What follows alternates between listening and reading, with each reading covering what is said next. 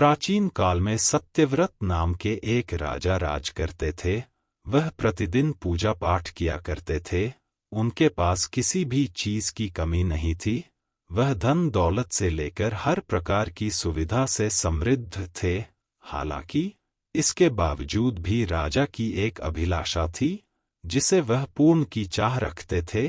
दरअसल राजा सत्यव्रत को किसी प्रकार से स्वर्गलोक जाने की इच्छा थी।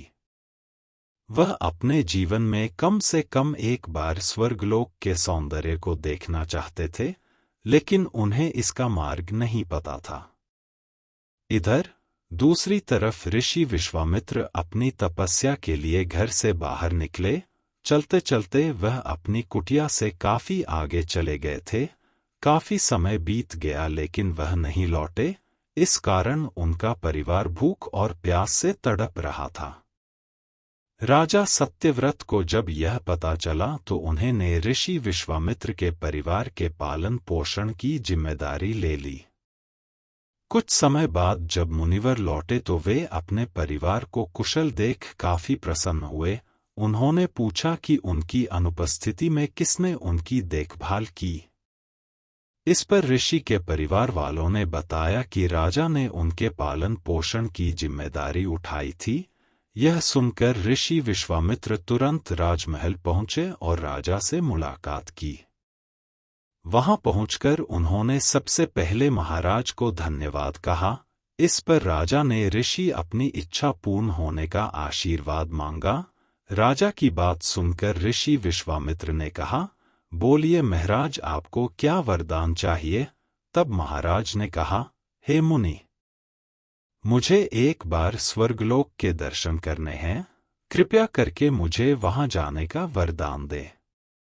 राजा की प्रार्थना सुनकर ऋषि विश्वामित्र ने एक ऐसा रास्ता बनाया जो स्वर्गलोक की ओर जाता था। यह देख राजा सत्यव्रत बहुत खुश हुए। वह तुरंत उस रास्ते पर चल पड़े और स्वर्गलोक पहुंच गए। यहाँ पहुंचते ही इंद्रदेव ने उन्हें नीचे धक्का दे दिया, जिसके कारण वो सीधे धरती पर जा गिरे। राजा ने सत्यव्रत ने तुरंत सारी घटना ऋषि विश्वामित्र बताई। राज की बात सुनकर ऋषि विश्वामित्र गुस्से से आग बबूला हो उठे। उन्होंने तुरंत सभी देवताओं से इस बारे में बात की और इस समस्या का हल निकाला, जिसके बाद राजा के लिए एक नया स्वर्गलोक बनाया गया। नए स्वर्गलोक को पृथ्वी और देवताओं के स्वर्गलोक के बीचों बीच स्थापित किया गया था, ताकि किसी को परेशानी न हो। नए स्वर्गलोक से राजा सत्यव्रत तो बहुत खुश हुए, लेकिन विश्वामित्र को एक चिंता लगातार सता रही थी। उन्हें डर था कि नया स्वर्गलोक कहीं जोरदार हवा के कारण गिर न पड़े। अगर ऐसा होगा तो राजा सत्यव्रत दोबारा से धरती पर जा गिरेंगे। काफी सोच विचार के बाद ऋषि विश्वामित्र को एक उपाय सूझा। उन्होंने नए स्वर्गलोक के नीचे एक बहुत लंबा खंभा लगा दिया, ताकि उसे सहारा मिल सके। ऐसी मान्यता है कि नए स्वर्गलोक के नीचे लगाया गया खंभा एक विशाल पेड़ के तने के रूप में बदल गया।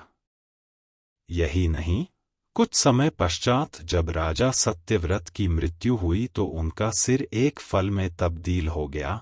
सभी से इस खंभे को नारियल का पेड़ कहा जाने लगा। जबकि राजा का सिर नारियल के रूप में जाना गया। यही कारण है कि नारियल का पेड़ इतना लंबा होता है।